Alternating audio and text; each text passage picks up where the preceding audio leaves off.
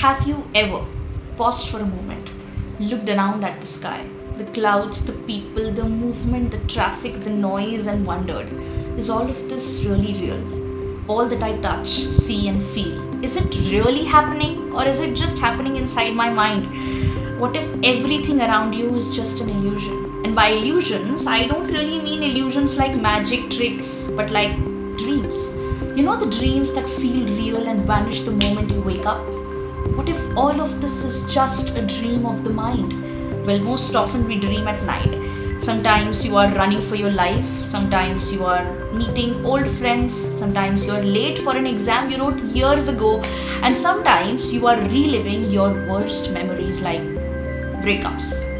But then suddenly you wake up, and the first thing that comes to your mind is, thank God, it was just a dream. In dreams, your mind creates its own world within. You can fly or visit places you've never been in reality. It all feels real until you wake up. So when you were dreaming, wasn't that dream your reality? Think about it. If the dream felt real while it was happening, how do you know that this waking world isn't just another dream that you will wake up from later? This idea isn't from science fiction or fantasy. It comes from one of the oldest and most profound spiritual texts of India, the Mandukya Upanishad. The Mandukya Upanishad is the shortest of all the Upanishads, but the most explosive of all. It's said that if you truly understand it, you have unlocked the greatest secret of the universe. It explores two simple questions that hide a universe behind it. Who are you and what is real? It doesn't talk about gods, rituals, or heavens. It speaks only about you. It says that everything that you think is real is in reality just a projection of the mind. To put it straight, it's just an illusion. And when you truly realize that, you awaken from the biggest dream of all, the dream called the world. Now, this Mandukya Upanishad talks about some stages of existence. To be precise, 4 stages of existence. Okay. The first one is the waking state. Right now, you are very much awake, looking at me through the screen, but you aren't just looking, you are also listening to me and the sounds around you, while also holding the phone in your hand and feeling that phone in your hands. So all your senses are at work. Yeah. And since you are very much awake, we can say that you are in your waking state, and this is your waking world. You believe it's all solid and real because your senses tell you so. But remember, in your dreams too, you had experiences that felt real. For instance, revisit the memory when you were being chased in your dream. Your heart was racing, you were sweating, and only when you woke up, you realized it was all in your head. You were terrified over something that never really happened. Your body reacted as if the danger was all real, whereas in reality, the danger was just a thought, just pure imagination. In your waking state, your senses are the boss. Remember that.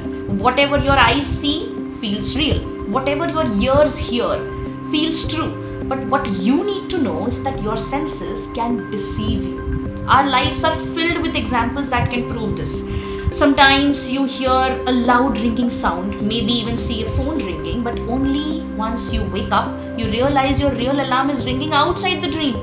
In the dream, the phone, the room, the panic, all of it felt absolutely real, but it was all your mind's creation. Sometimes you sense that someone is standing behind you. Oh, this one is really calm. It happens with me all the time. You turn around just to see there is nobody there. Again, your mind tricked you with an illusion. If you intensely think about your favorite food, suddenly in no time, you almost start tasting it. Yet again, the taste is not coming from the actual food, it's coming from memory. A rope looks like a snake in dim light. A movie makes you cry for characters that don't even exist in real life. And I can go on and on with examples like these endlessly. But the bottom line is, your senses can deceive you. So the point of it all is, just because something feels real doesn't mean it is real. Your waking world feels real for the same reason your dream felt real. Because you're still inside it. After the waking state, the second state that the Mandukya Upanishad describes as a very important state in which not just human beings but almost every form of life exists is the dreaming state. In the world of dreams, your mind becomes the director, actor, writer, editor, creating the storyline as well as the plot twists for you. And while being inside the dream, that dreams becomes your absolute reality. You cry, laugh, run, wake, only to realize none of it was real. And when you are awake, you say, now this is real. Well, how do you know that? What if this too is just another dream? A more stable illusion of the same mind? How do you know you have fully woken up now? What if all of this waking world is also a bigger, more consistent dream? Before I answer that, I want to take you to the third stage of existence, the one that's neither waking nor dreaming. The deep sleep state. The state of existence that comes with no dreams, no thoughts, no memories, no desires, nothing. The deep sleep state is the one where both the waking world and the dream worlds completely vanish. This is the state when you sleep peacefully. You have no recollection of time, no record of any physical sensations all across your body. In fact, only after waking up and checking the time do you realize how long you actually slept. The only memory you carry post deep sleep is the last thing you remember before dozing off. But once you do fall asleep, everything becomes quiet. You have no clue about anything. If someone asked you where you were when you were fast asleep in deep sleep phase, you just wouldn't know. You simply wouldn't know where you were for those 7 to 8 hours while you were asleep. But clearly, you weren't dead. You were there. You don't know where, but you were there. In deep sleep, you see nothing, hear nothing, feel nothing, not even yourself. This is the only experience of your life where you lose the sense of who you are in the waking world. The world disappears for you completely. No desires, no fears, no names. You even lose your own identity and who you are as a person. Yet, something remains. When you wake up, you say, I slept so well. Who knew you slept so well? Who experienced this good sleep when you weren't conscious of anything during deep sleep? This is where the fourth state of existence comes into the picture. Even when you're not aware of the world, not aware of a dream, something inside you remains aware. A silent presence. An awareness that never disappears. This awareness is called consciousness, the fourth state. The Mandukya Upanishad says that behind the waking world, the dream world, and the sleep world, there is a fourth silent layer called consciousness. It's not a state technically, it would be wrong for me to call it a state, but it's your true nature. It's something constant like a witness or observer. Again, I'll repeat this. It's not a state you enter. It is what you always are. Consciousness is pure awareness, the silent witness behind all the three states. And it's nothing but what you really call as the sense of self, the sense of existence. In deep sleep, there is no stress, no fear, no name, no identity, and still consciousness exists. That means you exist. And it is the same consciousness that knew when you slept well and when you didn't. It's because of this you know that, oh, I slept well. If the waking, dreaming, and sleeping states are like clouds, consciousness is like the sky. The sky doesn't come and go. Clouds do. Your thoughts come and go. Your emotions come and go. Your dreams come and go. Your experiences again come and go. But you, the silent witness, remains. You're not the character in your waking world. You are not the hero in your dream world. You are not the emptiness of deep sleep either. You are the awareness that sees all three. Everything you see, everything you touch, everything you fear, all of this is absolutely unreal. The only thing that is real is consciousness, because it's that unchanging, constant and untouched reality which is completely beyond time. So the bottom line is, You're not a fragile body made of flesh and bone struggling through endless cycles of pain and problems. You're something far greater, something untouched by time, untouched by circumstances of your life, untouched by the rise and fall of this entire creation. Truly, you are that pure awareness in which the body, the mind, the whole world, and simply the entire universe appear and disappear. Does that mean the waking world and the dream world both are unreal, fake, illusionary? No, not actually. Not unreal, they are transient. They appear and disappear within you. Okay? The world, the dream, the sleep, they're all just like movements of the same consciousness. Okay? The one who is seeing, what is being seen, and the process of seeing all rise from the same consciousness. Okay? You are not the dreamer. You are not the dream. You are the awareness in which both rise and eventually fall. Think about it. When you watch a movie, for an example, you laugh, cry, feel scared, but when the lights are turned on, you suddenly realize it was all, on a screen. Did the emotions feel real? Yes, true. Was the movie real? No. It was just a depiction.